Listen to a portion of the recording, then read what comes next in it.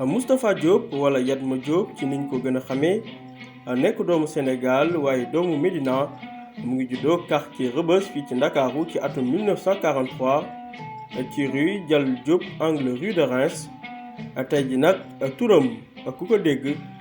faw rek sa xel dem ci wàllum football. diggante équipe bu Progrès de Dakar ca quartier Ras Mission ba woon ak équipe bu junior bu Avenir de Dakar en 1962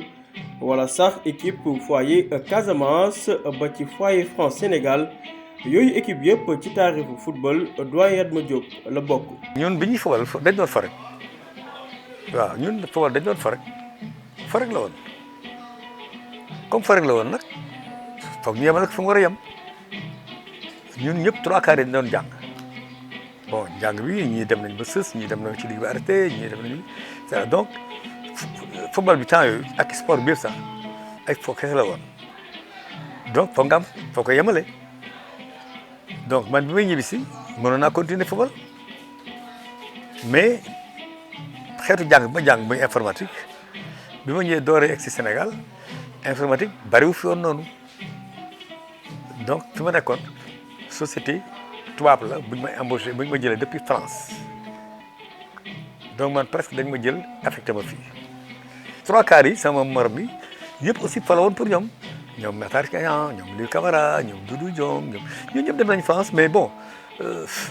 à la limite bon ñii jàng moo leen yóbbuwoon ñii dañ demoon pour dem liggéey ñii pour et cetera donc fa la woon daal. moo waraloon nga teel a arrêté. ah mais bien sûr parce que mënu ma jël fo bi def ko l'essentiel je me souviens même que bi may door a ñëw dirigeant Jaraaf yi bi ma leen nee du ma am joti football ak yooyu dañ ma proposé pour ma nekk entraîneur Jaraaf man leen man du ma entraîneur football ah bon ma ne non man du ma entraîneur ñu ne non def nga diplôme entraîneur man waa dëgg la def naa benn brevet d'état France mais boobu c'est dama nekkoon vacances foofu rek sama entraîneur ne ma bon yow niveau bi nga am boo defee diplôme entraîneur France bi donc koy am facilement comme ça boo demee si dëkk boo ko bëggee utiliser ko man quoi wax nga dëgg ah mais boobu fekk na fa sax Ligue Miss bay wax ni nijaayu maa di fekk jël si woon naa ko 1 an avant 67 68 donc 68 boobu laa dem yóbbaale Ligue Miss laa dellu si laa ñëwoon pour football Sénégal bi may dem dama yóbbaale Ligue Miss donc ñun ñaar diplôme boobu ñoo ko defandoo moom mu nga France toog man ma ñibbisi bon mais diplôme boobu mosuma ko utiliser. moom mi nekkoon cadre xam-xamam màcc ci wàllum informatique mosul woon njort ni dina mës a def carrière ci football mu bokkoon jamono ak ay ndaanaan yu si mel ni Matar Niang Louis Gomis Bona Pocho ak ñeneen ñi ni mel. ci ay kàddoom dafa jàpp ni warul woon mës a def carrière footballeur ndaxte mbir mi loisir rek la woon njàng mi nekkoon li ñu gënoon a faratal bu weesoo loolu sax daanaka góolu la gënoon mën jamonoy terrain Malick Sy ak basket bi mu doon pratiquer avant-centre wala ailier gauche Yatma Diop amoon talent bu yéemoon ñu bëri ndaxte technique ba sañ-sañ bi ci biir terrain bi waaye discipline ak culture tactique bi mu teeloon a am moom mi sax teel a am diplôme entraîneur ca France donte sax musu ko utiliser. donc loolu tax ñu defee ne man nitu football laa du ma woon nitu football dama doon ci doon fo d'ailleurs sax man du ma woon football la man góol laa woon. parce que góol nga njëkk def laal nga am sax ñu ne laal nga basket lan nga ñu mën a leeral foofu. man maa doon góolu école Malick Sy bii nekk wetu grande basket man maa doon góolu équipe Malick Sy après ma joué effectivement au basket.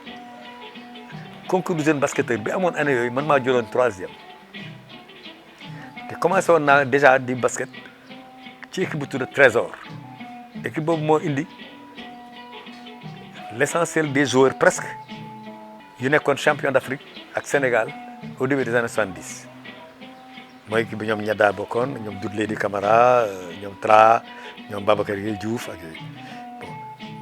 bon génération boobu laa commencé woon a basketal en tant que jeune mais comme football bi moo gënoon jege ma farataal football bi bàyyi basket bi en junior donc joué naa basket mais boobu maa doon góolu école Malick Sy bi ma demee lycée Vanvo maa doon toujours góolu lycée bi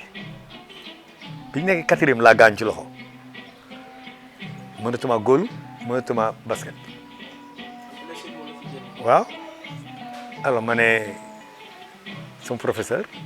qui s'appelait monsieur Segui, il y en a un autre qui s'appelait monsieur Lapère bon ma leen man léegi damay fubal ci biir ñu ne ma non toi tu es un gardien de but tu n'as qu'à t'entraîner il y a Chenot qui va te remplacer dans les buts en attendant que tu te soignes. Je dis non moi damay dem fubal ci biir parce que li gars yi def mun naa ko professeur bi dafa wax ba sonn ma ne ko man mun naa ko damay dem defi ko ma taxaw ko ba mu ne ma waaw ma dugg fubal dool 3 bi mu ne ma yow attaquant nga wala góol nga man ko ñaari basketteur laa sax donc man j'étais pas destiné ci sama xalaat nekk footballeur du champ. doyen Yatma Diop ñëwaat ci ab comparaison ci digganteem ni mu doon footballé ak ku mel ni El Hadj Ousseynou Diouf ni mu doon doxalee ci terrain bi. El Hadj c'est instinctif bu koy def du la tàggu kenn ci en termes de proposition de démarche moi j'obéis à une logique moom il obéit à sa logique voilà donc El Hadj est difficile à contrôler à cause de ça parce que buy ñëw doo xam lan la waaw doo xam waaw day inventer li muy def moment boobu alors que man j'applique une règle mas naa ko ne ko man li ma doon def fii mën naa ko jàngalaat yow li ngay def mënoo ko jëlee sa bopp dugal ci bopp kenn et c'est ça son exception voilà. El Hadj était difficile à contrôler parce que bu lay song di la dut dafa la koy def par force parce que doo ko foog boo xoolee les images de 2002 loolu ngay gis que ñi ma doon forcer di leen jàll daf leen ko forcer daf leen ne fii laay jaar dem foofu mais duñ ko gëm parce que duñ xalaat ne xale bi nii ñëw ak lii nii daf ñuy imposer loolu et c'est ça qu'il fait il a donc le talent il a l'intelligence il a le culot sinon il serait pas double ballon d'or te fu ma ko waxee Max Siaga Sakho fu ñu ko waxee mu ne ay père kaay la ma la mel affaire na waaw d'accord waaw yi ñëpp wax ne may ay ngeen kam mais man may ballon d'or bi. ci atum 1962 mu toll ci fukki at ak juróom-ñeent ci la intégré école de formation junior bu Avenir de Dakar mu teel a am intelligence ci wàllum football demoon sax ba koy jàngal kade yi laata muy dem foyer Casamance ci atum 1963 ay performance am taxoon équipe yu mag yi yëpp bëggoon ko signé ci jamono yooyu waaye nag ca foyer France Sénégal foofee la mujjee signé Yatma Diop di fàttali li taxoon ñoom Lamine Diack Mawadou Wade Jo Diop convoqué woon ko ci éliminatoire ak CAN 68 bi. Je maîtrisais le système. C'est peut-être ça qui a justifié que le trio Lamine Diack Mawadou Wade et Jo Diop nee nañ ma woo ma ñëw parce que je faisais partie des joueurs qui comprenaient le plus ce dispositif. mais bi may ñëw ma convocation jaarul par la fédération française c'est l'ambassadeur du Sénégal de l'époque qui s'appelait André Guillabert qui m'a fait appeler par l'ambassade par des gens de l'ambassade donc bi ma ñëwee wuy si ambassadeur bi xaw ma lu may doyee ma ñëw dans son bureau il s'appelait monsieur André Guillabert il m'a dit qu'il a reçu un message du gouvernement du Sénégal à travers le ministre des Sports sollicité par les entraîneurs Lamine Diack Mawadou Wade et Jo Diop pour que vous veniez jouer le match décisif contre parce qu'il y a les phases finales les phases éliminatoires de la CAN de 68 qui se jouent et ils ont besoin de toi comme réew ma soxla ñoom ñu mag ma ëpp ma gëdd ëpp ma lépp mu jaral leen ñu woolu ma jaarale ko ci ambassadeur du Sénégal j'ai l'obligation de partir sama jàng dinaa xool naka laa koy réparer. ni ñuy faral di defee cérémonie ballon d'or africain ci jamono yi Yatma Diop ak Louis Gomis ci atum 1968 ginnaaw CAN bu am solo bi ñu defoon ñu boole woon leen nag ci équipe type bi Yatma Diop nekkoon meilleur ailier gauche donte sax droitier la woon teg ci nag CAF nominé woon leen mu doonoon lu rëy ci yooyu le temps. que je faisais partie des 11 nominés de cette CAN dans cette équipe. Oui, dans cette équipe, la CAF avait sorti la liste des meilleurs joueurs de la CAN. Et dans cette équipe, il y avait 2 nominés sénégalais, Louis Gomis et Yatma Diop. Louis Gomis, je vous ai dit, c'est l'oncle de Madi, le directeur, le patron de Génération Foot. Donc Yatma Diop et Louis Gomis étaient les 2 Sénégalais dans cette équipe composée par la CAF. Pourtant moom lañ defal Sadio ren Diamniadio nominé boobu la moom lañ ko defal. Il fait partie des nominés de la CAF qui postulent pour le Ballon d'Or ak yooyu. Boobu Ballon d'Or amul mais titre boobu la moo amoon voilà les nominés de la CAF waaw loolu mais mu ngi ci situ CAF mais ça n'intéresse personne. ci ab fàttali muy ñëwaat ci CAN Tunis 1966 ak ni ñu éliminé Sénégal ci mbirum goal différence ak ay njuuj njaaj yu doyoon waar. CAN bi ma joué dafa fekk ñu jógee Tunis man Tunis dew ma woon parce que ma tànk doon métti mais Tunis boobu ñoom bi ñu sama nawle sama morom yi doon joué équipe nationale dañu dajeeg Tunisie moo doon organisé waaw Tunisie moo doon organisé Sénégal dajeeg moom def ak moom 0-0 Sénégal dajeeg Éthiopie dóor ko 5-1 Tunisie dóor Éthiopie 4-0 quatrième équipe bi ñëwul donc léegi ñaati ku nekk joué nga ñaari match Éthiopie bokkul kenn war a qualifié Éthiopie bokkul parce que Sénégal doon na ko 5-1 Tunisie doon na ko 4-0 waaw ñaar ñi kii 5-1 la gagné kii 4-0 la gagné kuy qualifié donc Sénégal am +5 Tunisie plus ñaata boobu moo fa indi jafe-jafe bi waaw on est calcul boo diviser 4 par 0 kenn xamul lu muy ñëw moment boobu xëy na science bi àggagul wala mathématique yi àggul ci ñoom niñ ko prévoir woon donc 4 plus 4 bi plus 5 bi gars yi nanguwuñ ko parce que suñ ko nangoo mooy Tunisie day toog te Tunisie organisé Sénégal ne ñu ne ah non Sénégal c'est que 4 divisé par 0 c'est l'infini quoi kenn xamul lan la quoi donc kenn xamul lan la boobu moo raw quoi. ginnaaw qualification bi ci CAN 1968 foofee ca Asmara ca Éthiopie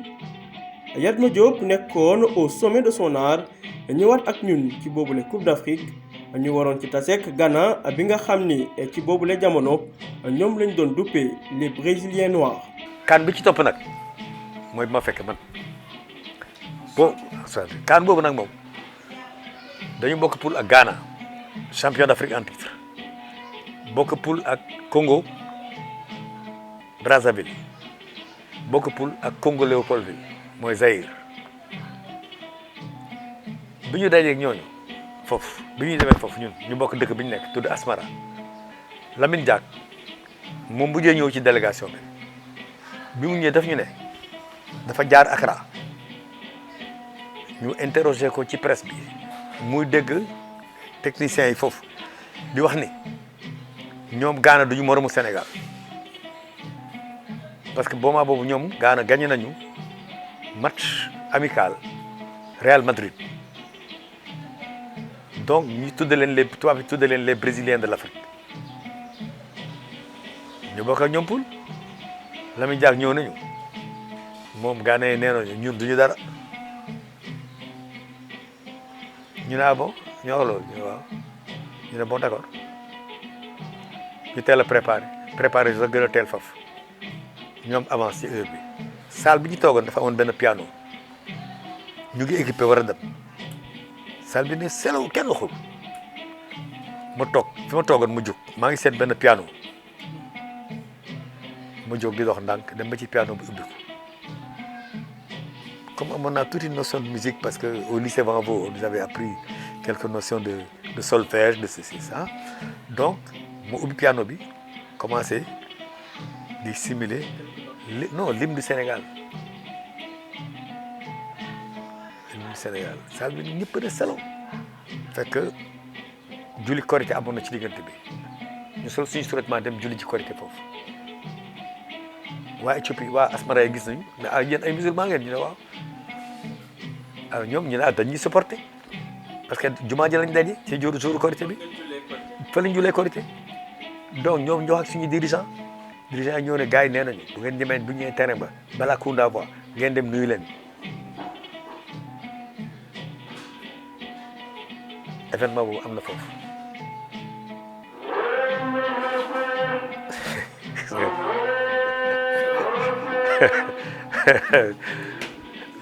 wala fi ne sedd yàlla. Doudou Diong njëkk lakk caax yi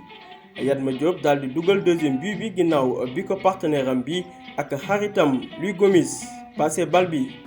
Doudou Diong moom moo gënoon nekk xale ci équipe bi Gana yi di ko tooñ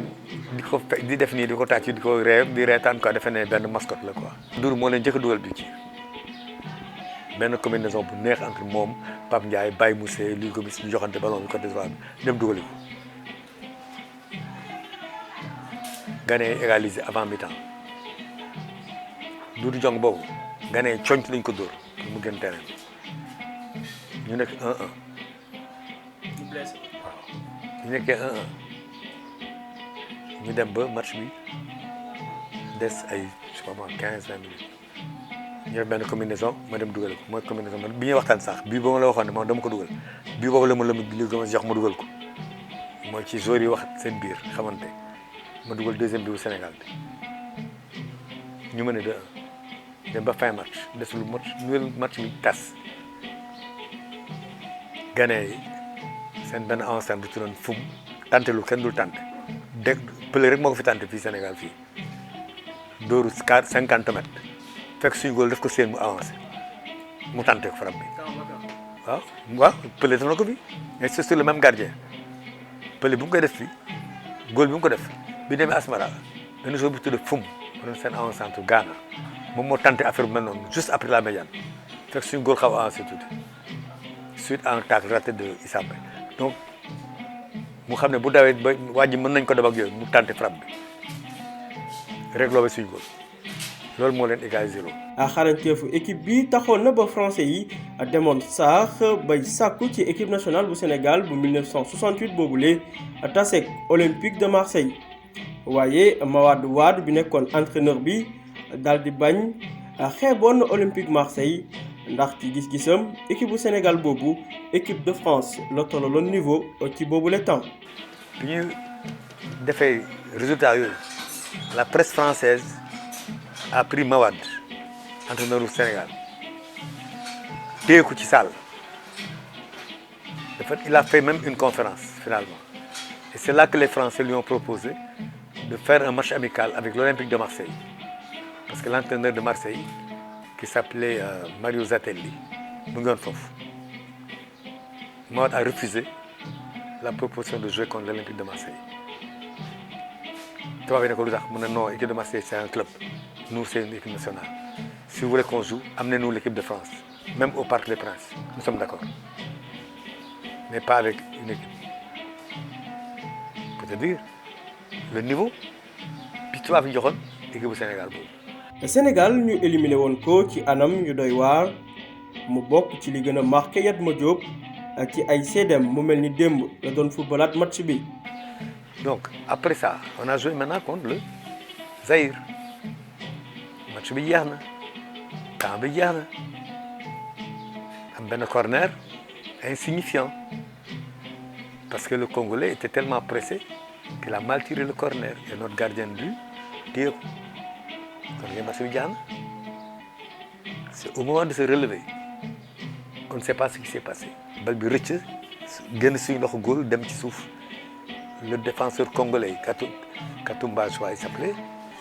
mu ngi taxawoon foofu mu gis suñu góol bàyyi bal mu pousse ko ci biir camp yi taxaw di xool arbitre au centre. fin de match bi. non fin de tout bi mu ko jàppee la match bi jeex su fa continué woon tëdd sax arbitre si la fin match bi mais dafa jóg bi mu jóg la bal bi génn ci loxoom war na ci kanamam congolais pousse ko ci biir camp yi arbitre au centre c'était la catastrophe. ñu gaawantu pour dem di tege bal bi au centre pour jouer congolais yi nekk suñu biir camp di fecc ñu ngi xeex ñoom mbég ñële pour ñu génn foofu bi ñu demee coup d'envoi bi il y avait ce jour-là c'est Insa Diagne qui a joué Insa Diagne de Saint-Louis c'est lui qui a joué en centre ma ne ko mu ne ma yar affaire yi de ma ne ko xam nga bal bi lan rek la dañ koy jël ñu ñaar dem dugal ko Sénégal qualifié ou bien ñu toog ñu jël ko ñun ñaar moom position d'avancement mu teg tànkam ci bal bi at bi sifle mu jox ma ko ma gestu ni mel ni koy jox suñu milieu terrain yi wañeeku fekk équipe seen attaquant yi sóobu nañu pour nangu bal bi si ñun parce que dama gestu ni ñu defee ne foofu laa ko joxe ma wañeeku ñi dawoon yëpp ils sont éliminés maag Insa Diagne ñu def benn échange bu gaaw sama bopp seetlu bi ne temps bi jeex na foo jëm temps bi jeex na ma frappé du pied gauche les yeux fermés à 35 mètres xaw ma 40 mètres parce que temps bi jeex na le goal est surpris il s'appelait moo tax goal bi dama fàttali turam il s'appelait Kazadi dóor boobu daf ko bett parce que dafa sori rek mu réagir daw rek def ne reculer laal ko ni mu ko laalee nii bal bi def nii poto baa ngi fi baar baa ngi nii bal bi jaar fii ci kaw daf ko laal au dernier moment la ko laal bal bi def nii rek def nii yéeg rek jaar ci kaw wala ci biti ma xool bal bi ni muy wane ci ginnaaw gaa yi ma daanu ci médiane bi toog di jooy yu métti c'est la seule fois où j'ai pleuré sur un terrain de football. diggante Médina Casamance Foyer France Sénégal Amiens ci championnat France ba ci Jaraaf bu Dakar Moustapha Diop di Yatma Diop ci âge 28 ans la arrêté carrière am nekkoon daanaan ci football intellectuel waaye itam patriote. Et comme il n'y a pas d'image africain sàggan nañu ba image yooyu année yooyu tubaab yi am nañ seen i image ñun africain amuñu ko donc li may wax ni bon quelqu'un peut dire oh raconte des histoires parce que mënu ma ko prouver amul archive suñu sàggan foofu la toll sàggan nañu ba africain yi amuñu archive lu am archive concerné africain rek moom tubaab yee ko yore. ci atum 1968 taarixu footballu Sénégal dina wëy di fàttaliku ni Yatma Diop ak équipe bam boobu di Foyer France Sénégal ñoo réussiroon doublé bi daal di gagné championnat bi ak coupe du Sénégal boobule final coupe du Sénégal doxante diggante US Gorée ak Foyer France Sénégal Yatma Diop dugaloon ci ñett bi loolu nag nekkoon triplé bu historique.